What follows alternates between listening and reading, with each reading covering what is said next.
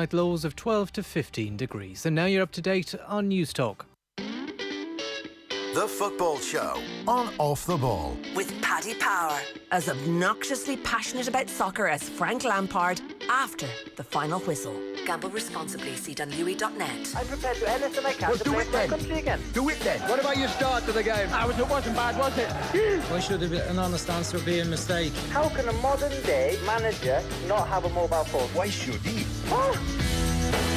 You're welcome along to Monday's Football Show. So after all the talk of what Stephen Kenny might do as Republic of Ireland, we finally got a chance to analyse what he did do in his opening two games. Just a 1 point from the draw in Bulgaria and a defeat yesterday evening to Finland. We're going to talk to Vinny Perth, who was his assistant at Dundalk for 5 years and who knows exactly how Stephen Kenny operates in just a moment. How much should we read in to those two performances? Let us know your thoughts. 53106 is the text number. You can get in touch as well on social media, at Off the Ball on Twitter. Before we get into that, just to run you through this evening's scores in the Nations League. Northern Ireland missing Michael O'Neill and 5-1 down at home to Norway in League B Group 1 in the Nations League. Erling Haaland has just scored his second of the game. Also in League B in Group 2, Scotland against an understrength Czech Republic. Scotland leading by 2-1, while Slovakia, all eyes now from an Irish point of view on that game in Bratislava next month. Slovakia 1-0 up away against Israel in that game. So we'll get to Vinny Perth in a moment, but we might hear first from some of those involved in last night's game, starting with the Irish manager Stephen Kenny. So it was about a good hour, if not an hour and 15 minutes after the full-time whistle from the defeat against Finland, that Stephen Kenny finally emerged for his press conference. And to be honest, he looked absolutely exhausted at that stage. Struggled through some of his answers, as you'll hear. There were a few long pauses as he tried to gather his thoughts, but certainly seemed a little bit worn out after what was obviously an absolutely hectic week with the two matches, a couple of training sessions, and everybody just getting to know each other. He made 3 debuts in the two matches, brought in Matt Doherty for Seamus Coleman. There was no spot for Jeff Hendrick last night. James McLean had to make do with just a few minutes off the bench. So pretty dramatic changes and in style as well. And I asked Stephen Kenny during that press conference if it took if it was much too soon to read into what these players were doing ahead of the Slovakia game. You know, I think we'll only know that after the game. You know, Slovakia are a good team. Obviously, pretty good team. I know they got beaten there the other night, but they were missing quite a lot of players. You know, that wouldn't represent their team, I wouldn't feel. So it'd be a big challenge. We always knew that going out there to win, but I think we'll be a lot better, you know, in a month's time than we are now. And the players have played, you know, have played 4 weeks of football, and I think we'll be a lot better. And we'll have a clear idea. You know, we'll have a clear idea what exactly we require, and you know, so it's been great to have those two games, to be honest. You know, it's been great to have the games. They were competitive games, they were Nations League games, but you definitely got the sense from Stephen Kenny post-game that he felt they were more like friendlies and that he was using them as an opportunity to experiment. In no position more than in midfield. Stephen Kenny changed the full midfield from that 1-1 draw against Bulgaria. He gave a debut to Jason Malumbi, and he was asked if that change was a reaction to the performance in Sofia. No, it certainly wasn't a reaction to the previous game. I think James McCarthy played an hour the other night, and you have to manage James, you know, for him not to play a game for a while with his injury history and then to rush him into 2 games in 3 days. It's just, you know, and particularly these games where you can only make 3 substitutions, and you have to manage him in relation to his load, for sure. You know, at this stage of the season, we have to look at Slovakia in that regard. So give me an opportunity to look at Harry Arthur in that position. And it was a big plus, really. You know, I thought he was very good tonight. He hasn't always played that position as a holder, so he's only really recently learned it. And at Fulham, you know, and I think he did quite well, I felt. I think we wanted to give up with Connor as well. Connor played well the other night, and yeah, and he keeps himself really in good condition. But we wanted to have a look at Robbie Brady as well on the left of the 3, because the dynamic changes. Like if you Obviously, Conor Hurahan plays left of a tree. He's connected to the centre of midfield, you know, in a way that your right-sided player has to play higher, because he'd have different characteristics to Robbie Brady. While if Robbie Brady's playing on the left, we can push him higher and play the right side a little bit narrower, and he can interchange with the concept of that he interchange with Aaron Conley, who can make diagonal runs behind the striker, and that space on the left becomes a bit of a haven for Robbie, because he can use his pace to go from in to out, and also put crosses in that position and key passes, you know.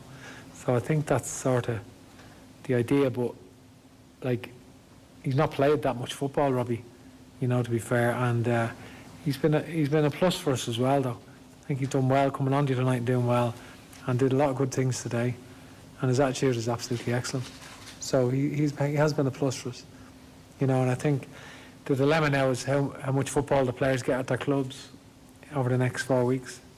A lot of them are not guaranteed their place, so that's we'll have to wait and see how that goes. Yeah, that is the part that is out of Stephen Kenny's hands. Just how much game time will the likes of Jason Malumbi get between now and that trip to Slovakia? Certainly sounded those James McCarthy is in prime position to start in that game if he is fit in a month's time. So that's Stephen Kenny. You can watch all of that up on our social channels. Shane Duffy was also in facing the media after the game. Much like his manager, he looked absolutely exhausted, as he did with about half an hour of the game left. Hasn't played a huge amount of competitive football over the last 6 months. A lot of question marks as to how he will fit into Stephen Kenny's position, and does he have the skill set to play the type of game that Stephen Kenny would want. He was in a pretty dejected mood about his own display, but said that he and the team will be sharper when they return for the Slovakia game. Well, we'll have a month. We'll have games under our belts in the league games, and a lot of the lads will be in a better condition, more games under our belts, so I'm more confident that the lads coming back, and hopefully we get majority of the lads playing every week, and we come back a lot sharper, a lot quicker, mentally as well. It's tiring out there when you're tired and you make the wrong decisions and stuff like that, so I'm more confident. Obviously we'd rather more sessions and stuff, get used to the manager, but hopefully everyone gets a few more league games under the belt and we come back a lot sharper. You know, when you're physically 100% what it feels like out on the pitch, how far off that would you have said you were over these last couple of games? It's been tough, obviously, very tough, and I'm just going off my own experience. I haven't played a lot of football in a year, so it's a grind, but that's where I want to be. I want to be playing out there every week, and I know it's not perfect at the minute, and I know I'm my biggest critic, so I know I've got to improve and keep going, but I've been here before, where I know what I need to do and get back to my best, and hopefully I can get that now with obviously a move. But it's different. Obviously, mentally, as I said before, like them slight seconds for the goal tonight, and you're tired and you try and stay up instead of going with a run. So it's them little decisions. How different is your role in this system compared to the last couple of managers? Are there different expectations on you as a centre back?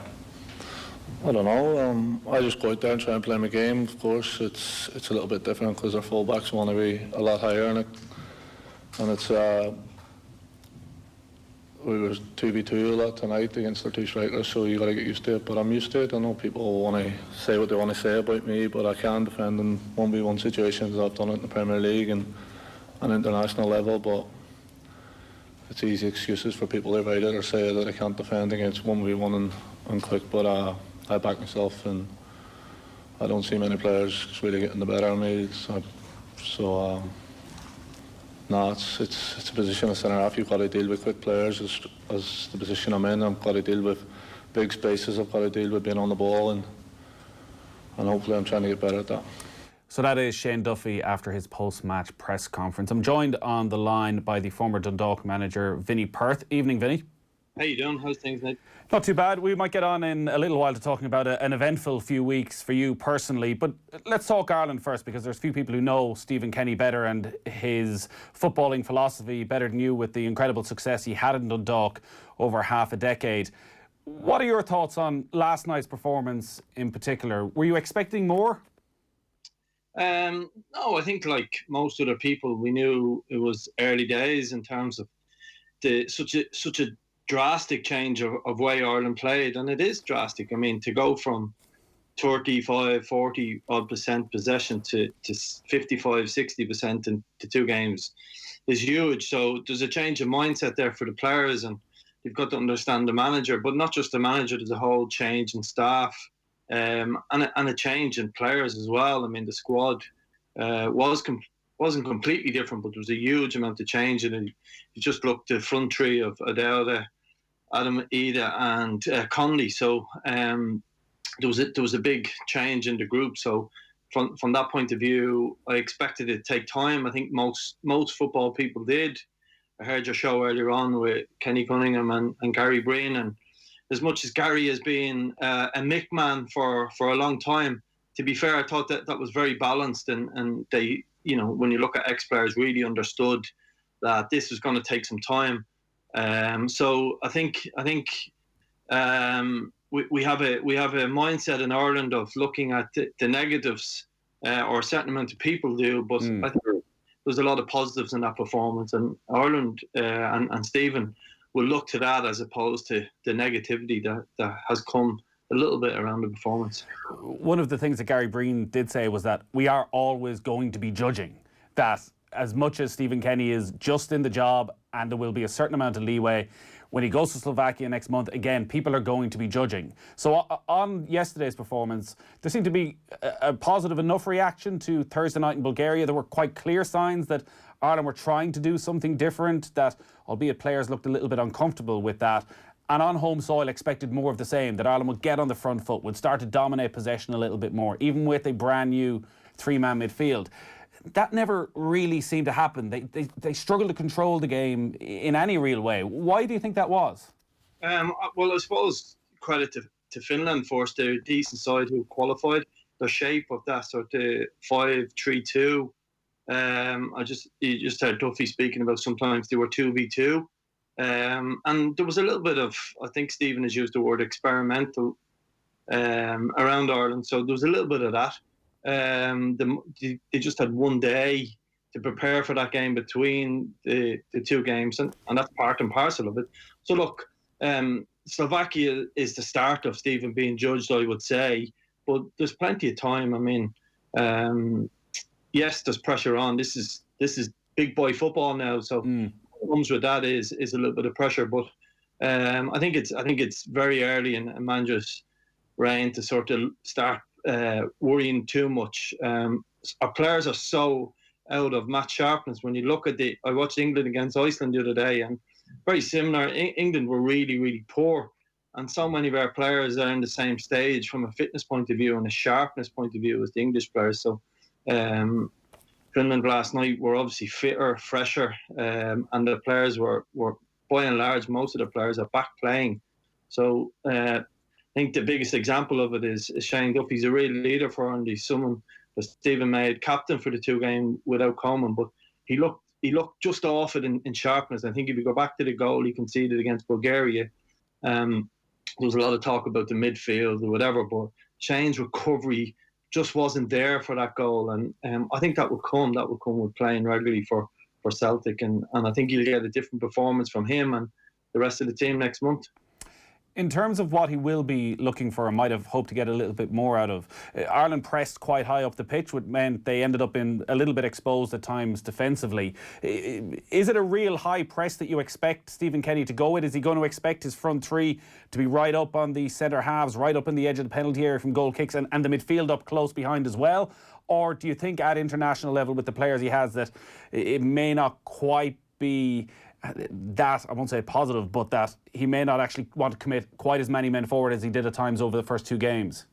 Again, it depends who you play against. So what happened yesterday was Finland had a back three, and Ireland's back three sort of matched them up as such, or Ireland's front three. But I think against Bulgaria, you're seeing Conley had a great chance from Bulgaria's goal kick where he went and pressed, and they're not going to let the opposition by and large have the ball from goal kicks, and we should want to see that. We should want to see a little bit of pressure Yes, if they beat the press, then we've got to get into good recovery positions. And I think that will come, and you can't fix everything at once. But I think the high press is something that, from what I know of him, he will look for. Whether he does that with this bunch of players, I don't know, but I think he will. I think we've got real speed and power in the wide areas and up front if we need this. So I think it is a weapon that we should use. Stop letting teams have the ball at least comfortably from goal kicks and go from there. But I think the front three in the two games, ironically, such a young front three, 25, 21, 19, weren't the issue with Ireland's performance in any way, shape or form. The front three done quite well, to be fair to them. What about the midfield then, and what he looks for from a midfield? If it is a three-man midfield, is he looking for three players who will dominate possession, who will get 60, 65%? Or is he looking for somebody that when you don't have the ball is pressing high, is pressing quickly, is winning the ball back, is full of energy and is letting Ireland go in the counter-attack? Which is the preference? Is it all-out dominance of the ball, or actually letting the opposition have it from time to time? Listen, Stephen can be pragmatic when he needs to be. Remember, we went to places like AZ Alkmaar and let them have it at different stages, or Zenit St. Petersburg, or Zenit in Petersburg. We let them have it as well at different stages, and we counter-attacked them. So he's a manager who knows how to work different systems. The problem we have with midfield is, like with Dundalk, he certainly preferred a number 10, and we don't really have a natural number 10 with Ireland. But if you notice in the last two games, he's played with two number 8s, and that changes. So people say it's a 4-3-3 and 3 in midfield, but it can be a 2 and a 1. It can be 1-1 and 1. And there's you could get bogged down in different systems, but effectively to play a 4-3-3, most managers, I would say, would prefer a number 6 being the McCarthy, what he was asked to do, or Arthur yesterday. They prefer an 8 who to explain is a box-to-box type, and you prefer a number 10, like in the mould of a Wes Hoolahan, that type of player, if you can get it. So I would say that would be his preference, but I don't see us having a natural number 10 in the squad at the moment. I don't see one really that good enough. We've got people who can play there. Hendrick can play there. Brady can play there. So they probably reverted to the 2 8s, and I think that that needs a little bit of work, and that can the problem with that can be when the ball turns over, especially with our two fullbacks being quite high, we are exposed at times, and that's something that he can fix, and the staff can fix very easily. So there's a little bit of tinkering to be done with the shape in midfield, and once he gets his best midfield on the pitch, I think they can do that. They can do that over time. Do you think that is an easy fix if your central midfielder is a James McCarthy who's maybe not as mobile through injuries or just through his general style of play, that like the way you're talking, if you had a number 10 and I don't know, maybe tries to transform a Jeff Hendrick or a Robbie Brady or somebody else into a number 10, and we saw he tried different things with the 21s in that position. You could play a Troy Parrott, maybe even Dave McGoldrick a little bit deeper, that if you had a Malumbi or an Arthur alongside McCarthy in the base of the midfield and somebody a bit more forward, it might just give you a bit more protection in front of the defence. Yeah, well, I suppose that's the point. So Malumbi is a perfect example where he's the modern day number 8. We would have seen him for the 21s, but even at Millwall last year were just huge energy, and I thought he looked really good in terms of his energy levels the other night, but just the crispness and the sort of sharpness in his passing wasn't there yet, which is normal because it's pre-season for him. So he would be a good fix. The issue with him might be that he mightn't even get into the Brighton team over the next month. So that's an issue. So that's where it'd be very hard to predict the team at the moment, because we've got so many players that are thereabouts to getting into the team. But it is an easy fix in the sense of just working on that shape, that transitions when we lose the ball, who makes recovery runs. I think that's why, if you look at, say, Hoolahan, for example, even when he plays for Aston Villa, and it's the same with Connolly leaving that sort of left wing position. Jack Grealish does a Villa at times, plays in the left but goes drifting. Hoolahan's energy levels means that he gives cover and a little bit of balance to the team. The problem probably for Ireland is our two fullbacks are looking to get forward at all times, So even so, this whole midfield thing has a big debate, and what's the best midfield? Even if you go and look at City, who played last year with Silva and De Bruyne in the sort of 2 number 8s position, Kyle Walker, for argument's sake, would come in narrow and give a little bit of cover and balance. And we sort of don't really want Doherty doing that, or Stevens, because when we do play well, our 2 fullbacks will give us real width and they're a real threat. So there is a bit of balance to be found around midfield, and but we wouldn't have known that unless we tried it, unless we got through these 2 matches. So I think Stephen will have learned on the staff. I mean, I've worked in the pro license with Damien and Keith for the last 2 years. So I think they will analyse this match and they will, these 2 matches, and I think they will fix it. And I think it is fixable. I think we've got some good players.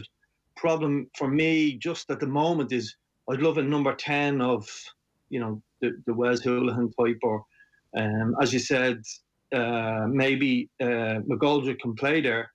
But the problem with, say, a forward playing there is that sometimes you need your number 10 to have real energy to give you cover in midfield, maybe make a recovery run. And that's why forwards don't make the best number 10s at times. They need to be one or the other. So hopefully in time, Troy Parrott get game time. He can be the number 10 we're looking for, maybe. So it's interesting. I think the whole midfield needs to give us a bit more balance ahead of next month. Yeah, in terms of the role of the backroom staff then, and as you say, you were with Keith Andrews and Damien Duff on the pro licence, and you were Stephen Kenny's assistant, so you're well placed on this.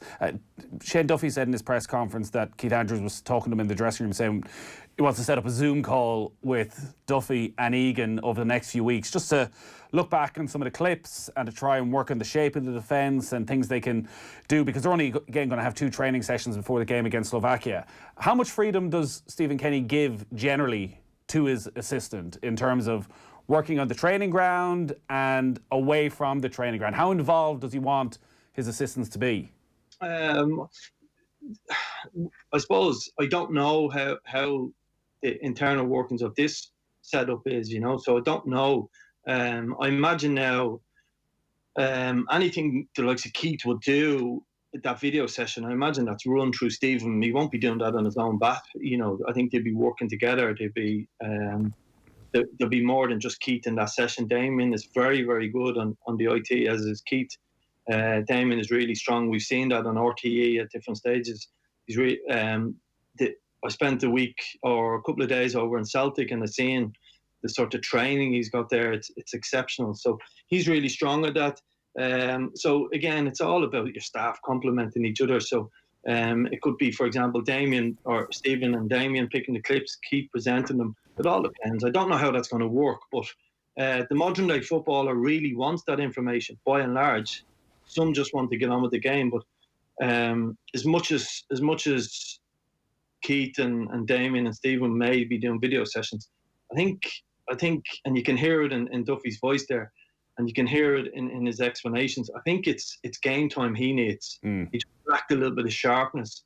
Again, the best example is the goal against Bulgaria. Like, by and large, when he's at it, he makes that recovery. He's back in around and a little bit of cover, and there's no goal conceded. So I think they've got a great, to go back to your question, look, they've a great balance in their staff. I've seen they treat them really closely. So I actually think they'll get it right. I think that part of it will work, and the players will obviously, it sounds like from what you're hearing from the players in the interview, they really respect the backroom staff and they respect what's gone on. And I think the sound bites are very positive for what's been done on the training ground. Yeah, there's one thing that's clear from being in on all the press conferences of the last week, that the message of a different expectation has got through to the players. Every single player has brought up a more expansive style of play, how they're going to do things differently. And by and large, in particular, I was listening to Conor Hourhan before the game, really positive as to how that may benefit him. Obviously, he was dropped 24 hours later, but feels like he's a player who that this style and this system may suit down to the ground. Just on the defensive side of things, I want to play a clip of Kenny Cunningham Cunningham from OTB AM this morning, because obviously Ireland have been so solid at the back that it was the one area we sort of thought that Stephen Kenny didn't need to think about, and maybe he doesn't. Maybe it is all just down to match fitness. But Kenny Cunningham feels that the defence does need a bit of work. I think we can also talk about the defensive solidity of the midfield three, which hasn't been good enough over the past couple of games. It's been far too easy for opposition teams.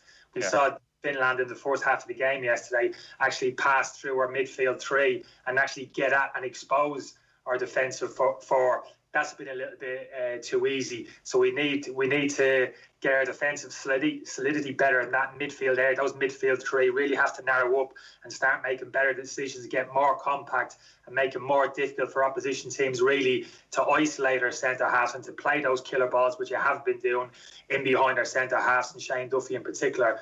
So I've no real problem between the relationship between Shane Duffy and John Egan.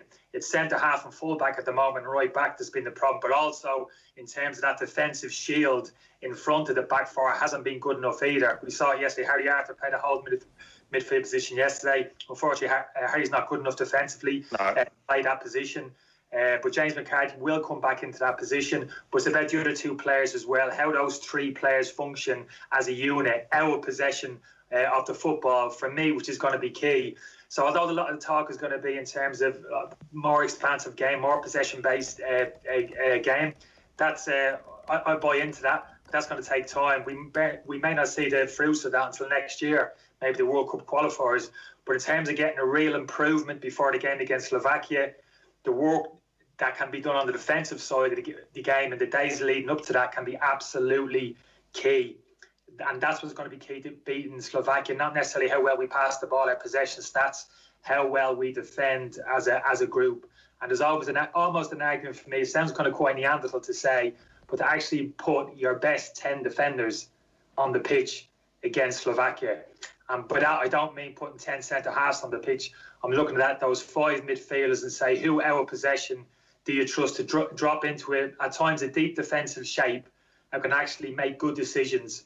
And that means wingers dropping back in and that midfield three. Which 5 players, that blanket of 5 players across the pitch, can give real protection to that back four, make good decisions in terms of when to squeeze, when to drop, cover space, slide across the pitch, give each other cover, keep that kind of balanced shape to the team, our possession, and give ourselves an opportunity to actually break and break efficiently on the counter-attack.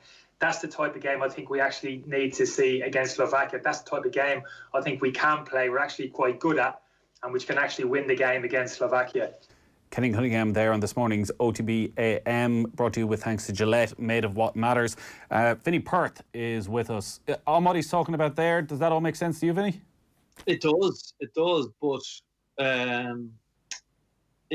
it's sort of it's rewinding a little bit, to be fair, and I understand the logic of it, but it's rewinding a little bit, as in, bringing in hard workers over skillful players, and it's a bit like Connolly over James McLean.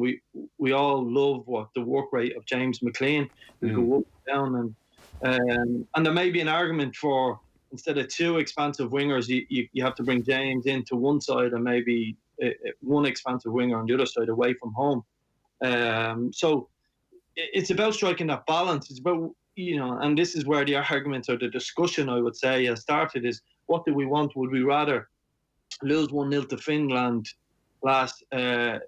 yesterday in a manner where we keep the ball and we try to do the right things, or would we accept losing 1-0 and just being the old sort of Ireland way, huffing and puffing? So it's a difficult one. It's a difficult one for the manager to get right. But this is a game that gives an opportunity to get to the Euros. So we must do what's right. And I think Stephen, as I said in the beginning, can be pragmatic. It's not all about all-out attack. They will watch the game. I watched the first half of Slovakia against Israel, and in the last while there, Slovakia were winning 1-0. So away to Israel. So it's a difficult tie we have. And Bosnia were beating Poland as well, and albeit they were at home. So if in that tie, Northern Ireland are struggling. But so you've 2 really difficult away ties, no matter who they are, to win, just to qualify. So it's a difficult one. I understand where Kenny's coming from, and that's where, if Malumbi was to play a couple of games for Brighton, you would say that's great because we get legs into midfield, You know, if Brady was to play for Burnley, great. You'd imagine Henrik is going to play for Newcastle. So I think game time for our midfielders is crucial, and our wingers. It's crucial. Conley doesn't play for Brighton. Do we throw him in 4 weeks' time, which is a real possibility? He may not get a lot of game time. So the hand can be forced, and I don't necessarily agree with Kenny Cunningham's ideas. I think we've moved on from that slightly, but at the same time, we have to have the balance right between a little bit of hard work, a little bit of Irishness about us, but at the same time, we've got to keep the ball. And I'd rather, if we do fail, at least we fail in a positive way, if that makes sense. Stephen Kenny said himself over the last week that he feels he's pragmatic, all right, that if he's not wedded to any particular system, and that if he felt a 3-5-2 may be preferable, that he would go to that. Like, one of the questions that's probably going to dominate over the next month is around Matt Doherty and Seamus Coleman. Everyone wanted Matt Doherty to get a chance, but then Matt Doherty can't get forward because probably hasn't established a relationship with Shane Duffy and doesn't feel he can bomb forward because he's going to leave these massive gaps there. How do you think Stephen Kenny responds to that? Like, if we can't get a Matt Doherty in an attacking position, are we not just better off having Seamus Coleman and his, firstly, defensive qualities, but also his leadership qualities in the back four as well? Yeah, well, I mean, the question is, are we on a journey or are we not on a journey to something different? I think vast majority, there is people who make the case for Coleman this time last week, but vast majority of people understand that Matt Doherty's attack and play is what we need. So I heard somebody making the case for Glenn Whelan coming back into the squad at 38. So look, we're on a journey to something new. It may not work over the next couple of months, but we've got to trust that we've made a change, and we've already seen it. We've seen people keeping the ball. We've seen goalkeepers not looking just to kick for the sake of it. We've seen midfielders putting their ball on the foot, and it's not going to.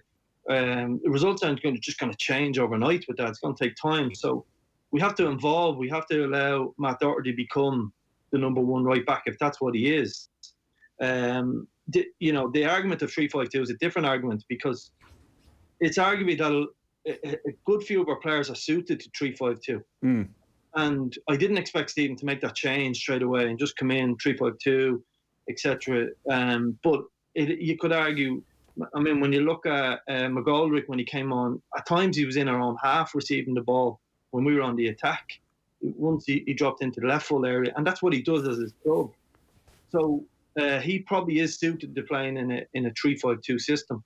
It may suit someone like Aaron Connolly. It will definitely suit both of our fullbacks. But we have to become a team. When I look at someone like Wales under Coleman a few years ago, it took a long time for Wales to become a team, and he got to it.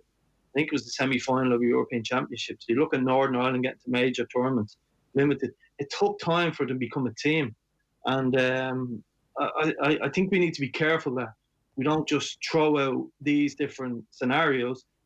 With respect, I suppose it's a different argument when it comes to two of the better right fulls, with one right full, one right wing back in the Premiership, and so it's a difficult one to answer. But Stephen is back Doherty. I think against Denmark, the back four was as good as most Premiership back fours. That means Doherty, Egan, Duffy, and Stevens. That's it. That was excellent against Denmark, I would say, in our last real competitive game. So we're in a difficult situation. It's a pity that we have two class players in the one position, but the balance may be can we fit both of them into the team, and that's where 3-5-2 may work in time. Stephen Kenny obviously may have changed over the last couple of years and may have changed the way he operates around, I guess, the media and how his life in general runs now that he's the senior team manager. And there's been a lot of discussion, and that is the way. Even if it is 2 games, he may have wanted to treat them as friendlies. Like, it's the great thing about the Irish team. It is the nation's team, and it sparks debate like any other. And while I think most people would come along to what you're saying and what Kevin Doyle said earlier, that listen, there's no need to panic. it's the start of a long, long journey. Unfortunately, that has this huge game in a month that is crucial for the future of Irish football in a lot of different ways. But you read something like from Noel King this evening, which I think is somewhat out of tune with what people would feel, that, you know, there's going to be a lot of conversation, people voicing their anger, opinions. You know, people might even start already saying that, you know, he could lose his job, that maybe he should be removed if things don't go well over the next month in the match against Slovakia and Wales.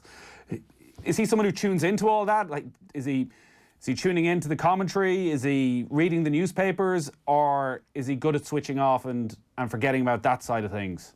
No, I think he's very focused on the job in hand. And when I haven't spoke to him a lot in the last month, or last little while, I haven't spoke to him an awful lot. But he's very focused on the job in hand. Like comments like that from people is not going to bother Stephen. Stephen, I know. I mean, we've often been criticised. I remember, you know, at different stages. It's part of football now. It's the way the modern game has gone. 5 minutes into the game, there was people tweeting, "Oh, this is great, Ireland are keeping the ball against Bulgaria. We changed," and there was 5 minutes into the game where people were making different comments. So I think the world of social media is part of life now, and it's part of. I think a couple of years ago we'd just dismiss it and say, "Oh, social media doesn't mean anything," but it sort of does now. But I think by and large, and maybe it's who I'm following. He doesn't use social media. I do when I'm out of season or when I'm sacked. I've noticed on social media actually there's been more people sort of sending a message of we shouldn't be like it's probably 5-6 to 1. Maybe it's who I'm following, but as opposed to people complaining about where they are. I think by and large 95-96% of the people accept this is going to take time, and we need to be, if we're going to go down this route, which we've done, then we need to take our time with it. And I don't think Stephen is going to be too worried about what people are saying on Twitter. He won't even see it, so or Instagram or wherever the case may be. He'd stick to what he knows, and he'd stick to TikTok. Yeah, he'd stick to TikTok. Well, yeah. So no, he'll be focused on it. I'm not worried about that part of it. Just quickly before we go to a break, Sean and Go is text into 53106. Lads, the replies from Stephen Kenny are really detailed and thought out, way better than any previous manager I can remember. Hope he gets time to put his stamp on the team. His press conferences are different. Anyone who's covered Dundalk down through the years would know that, and he is thoughtful, almost too thoughtful, almost seems to lose his train of thought at times when he's trying to get that message across, whereas most managers go in, keep it snappy, get a point and move on. Is it something he puts a lot of thought into and will have to put more time into, how he does get that message across in a way that the Irish public wants to hear it? Or again, does he just not care? Again, it's big boy football, so he has to be, like, we all have to be careful, especially now in modern media. The interviews are gone, even in Dundalk, like we'd finish a match at 10:15, and there's often been cases of 11:30, 20 to 12, you were finishing up on your media duties. So I imagine that's tenfold in Ireland. So it is difficult, but he's not someone, I don't think he should. He's not someone who's going to change because the odd person says, you know, maybe his details are too much or different bits and pieces. So I don't think so. I think he's a good relationship with the media. I think it's one of the areas probably people felt he'd be challenged because he wouldn't be used to that level of scrutiny. But I think he's dealt with it really well this week by and large. So I don't see him changing it too much, unless the corporates in the FEI say, "Oh, we'd rather you were shorter," but I doubt that will happen. I think he's definitely a man of the people. He's a football person. A bit like when Brian Kerr talks, maybe I'm a bit guilty of it myself. He can't shut us up when it comes to football, so I don't see Stephen changing too much. All right, stick with us, Vinny, because we do want to have a little bit of a chat about Dundalk and what happened there, but we're going to take a quick break. Football on Off the Ball with Paddy Power. More confident than United before a Europa League final. Gamble responsibly. See Dunlewy.net. Back on Track with Bobby Kerr. Back on Track is the podcast series where we find out how businesses have coped how some have thrived and how industries are adapting in the new COVID world. And I'm actually amazed by the level of acceptance by the customers. The very first day, it was like the very first day we ever opened. You're there with your heart in your mouth wondering, will anyone come in the door at all? This is a major challenge for farming going forward. Startups, retail, agriculture. We look far and wide at the various sectors, together with some of the key people working in them. Back on Track with Bobby Kerr. Thanks to Bank of Ireland. Listen to the full series now at newstalk.com or on the Newstalk app. There are plenty of reasons to get an official Volkswagen service, from the expertise of a Volkswagen master technician to the confidence in using only Volkswagen genuine parts. However, to the majority of drivers, only one reason really matters: what you get when you bring it all together, an official service history.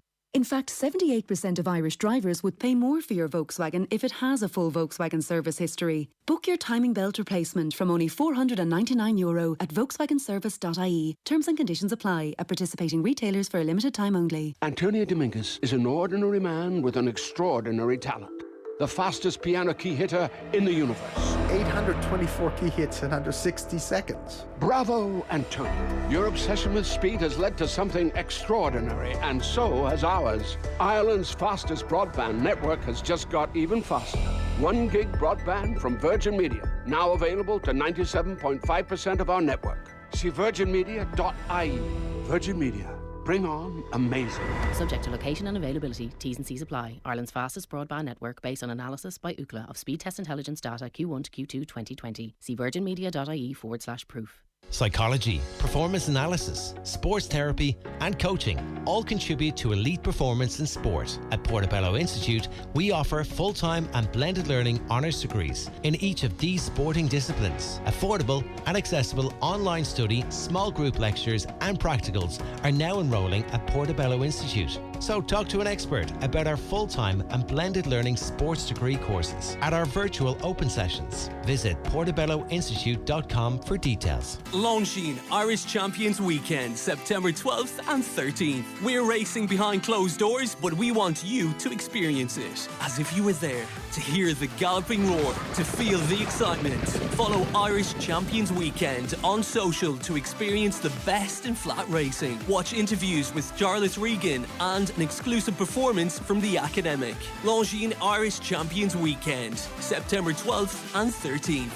Search irishchampionsweekend.ie for more. You know that feeling you get when you sense a team's winning streak is about to end? Or when you know the pundits are getting it all wrong? That feeling? That's me. I'm your hunch. I was there back in Istanbul when you just knew the comeback was on. I'm the guy that tells you when the odds don't look so odd. I'm your hunch. It's time to start listening. Heed your hunch with Betway. Download the app to find out more about Betway's Bet Club. Full terms apply. 18 plus Dunlewy.net. Bet the responsible way. VHI Life is more than just a decision to get life insurance. It's a decision to live life with less worry, to not think twice about the financial security of your children, and to give your partner peace of mind. VHI Life. It's a good decision for life. For a quote, call 1890 444444. Terms and conditions apply. VHI Healthcare Act trading as VHI Healthcare is regulated by the Central Bank of Ireland and is tied to Zurich Life Assurance plc for VHI Life Term Insurance. When it comes to reviewing your finances, a good place to start is by reviewing your mortgage. It's something few people ever do, but if you never review your mortgage, you'll never know if there might be a better option. That's where the Ulster Bank mortgage team could help. Wherever you bank, be sure to talk to us and see if switching could make a difference. Just search Ulster Bank Switch. Ulster Bank. Help for what matters. Over 18s only. Ulster Bank Ireland DAC is regulated by the Central Bank of Ireland. Football on Off the Ball. With Paddy Power, as obnoxiously passionate about soccer as Frank Lampard after the final whistle. Gamble responsibly. See Dunlewy.net. Welcome back to the Football Show. Vinny Perth, the former Dundalk manager, is with us. Vinny, it's the first time we've spoken to you since, as you put it yourself, you were sacked by Dundalk a couple of weeks ago. A lot of people will have read Dan MacDonald's article in The Independent about 10 days back, where he gave some behind-the-scenes detail of the ever-increasing influence of the chairman, Bill Hulsizer, and Peak Six, the owners, and how things seem to have dramatically changed at Dundalk over the last year. You had, less than a year since you won the league, less than a dozen league matches. and all sorts of crazy things going on behind the scenes in terms of influence and team selections and signings. By the sounds of it, you're better off out of it. Do you feel that way? Listen, from a personal point of view, there's no doubt I feel a weight lifted off my shoulders. It was a difficult position to be in at times. People will look at the last couple of weeks, but it was a little bit longer than that. To be honest, Dan is someone I usually respect, but I would dispute a certain amount of things in his article, and that's fine. There's a lot of stuff coming out from the club, and it is not as what it all seems. Yes, there's some truth in some of the stuff, and some of it's. What bits would you argue with? Well, listen, I'd argue with certain parts of there was not just Dan's article. There was an article that said I'd fallen out with some of the players like Jamie McGrath, and when Jamie contacts you, say I've seen that article. That's just ridiculous. Like, Jamie played his best football in his career under me, so that's what happens. People don't take responsibility for what's gone wrong at clubs, and they look to pass the blame, and that's quite often the way. I take responsibility for where we are as a team now. I take responsibility for where Dundalk ended up after 8 games in the season. But listen, the club's been through the muck or through the mire, and much respect for it. Like, in my career, I spent 8.5 years at Dundalk. I'd 8.5, 9 years at Longford, and maybe 10 years at Cherry Orchard. I'm someone who, when I go to a club, I'm very committed to the club. It's someone who respects it. So I'm certainly not going to kick anybody or anything in relation to the club while they're down.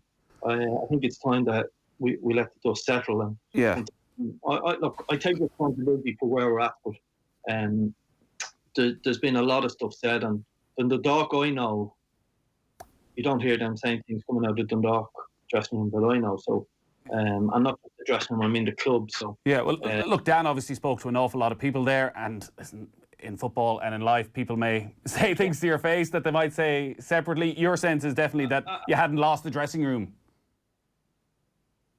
No, I mean, I'm not saying every player was happy with me, but we 24 players, we signed really well. I still maintain it's the best squad Dundalk ever had. In the 8 years I was there, we played 55 games last year. Like you rightly said, 8 games previously to me leaving the club. We lost the penalty shootout. We weren't good on the day. We lost the penalty shootout. That was to win 5 domestic trophies out of 5. 8 games later, everything is wrong. It just doesn't work that way. It's wrong. We played 8 games in a 6-month period because of COVID-19. Yeah. There was players in and out of the team, and I don't expect players of that level to be happy. But I had a management style even the year before where we'd 4 centre-halves, and they all played somewhere between... Andy Boyle came in late, but the other 3 all played 27, 32 and 36 games. So the only way you can be successful with 55 games... I mean, the night we won the league, we went 15 points clear to win the league against Shamrock Rovers with 4 games to go. That was our 16th game in 49 days. So yeah. Big squad. So COVID-19 had a huge part to play in everything in our club, and the lack of games, and no League Cup was gone, and etc. If you play every 3 days, very easy to keep players happy. We're very tight on time, but just considering the outside influence that was coming on you, it seemed, in the week of your departure, would you have real concerns about the man that's been put in your place, Filippo Giovagnoli, as to how much control he actually has of that team? No, and again, I'll make it quick, but I don't dispute everything Dan has said. We've great journalists who give League of Ireland a huge time and a huge piece, and Dan is one of the leading ones in that. What I'll say about that is sometimes things have to hit rock bottom for it to get better, and sometimes someone has to take a bullet for things to get better. And I hope that what I've done is I've left the club now in a better place, and it gives it a chance for people to go, okay, there was things wrong, and to fix them we have to make these changes. I think that might happen. I have a feeling it will, and that's why, as I said to you, 8.5 years at the club, it would have been easy for me to do certain things, but I felt it was important that I stood up for the club. Yeah. And ultimately, myself and the board had a different opinion, and we went our separate ways. All right, Vinny, thanks a lot for your time. We'll come back to it again over the coming weeks. Thank you. Football on Off the Ball. With Paddy Power. More confident than United before a Europa League final. Gamble responsibly. See Dunlewy.net. At Irish Life Health, we reward you for embracing a healthier lifestyle. With our benefit plan, you can get up to €250 back on things like fitness wearables, gym membership, or sports club membership, like your local GAA club. Search Irish Life Health. We know Irish Life. We are Irish Life Health. Irish Life Health Act is regulated by the Central Bank of Ireland. Terms and conditions apply. Call us to see exactly what's covered. Powerful, portable and durable, MacBook Air and MacBook Pro are ready for any course load. At CompuBee, we like to think we're a bit like the MacBook, because when it comes to helping you get the most out of college, we're always top of the class. And with an incredible 10% off MacBook for students, a free backpack and free CompuBee training and support, our back to college offer is definitely worth studying. When you think Apple, think CompuBee, your local Apple expert. Visit your local store or compubee.com. Terms and conditions apply. 3 are giving business owners half-price plans until 2021. Because whether it's giving us a lift home, sorting out an emergency leak, or serving our weekly treat, these businesses have kept us going. So we're doing our bit to keep them going. Visit 3.ie/business or go in-store to switch or upgrade today and start saving. 3. Make it count. Selected plans only. Standard monthly charge applies from 2021. Minimum term required. New or upgrading customers only. See 3.ie. Psychology, performance analysis, sports therapy and coaching.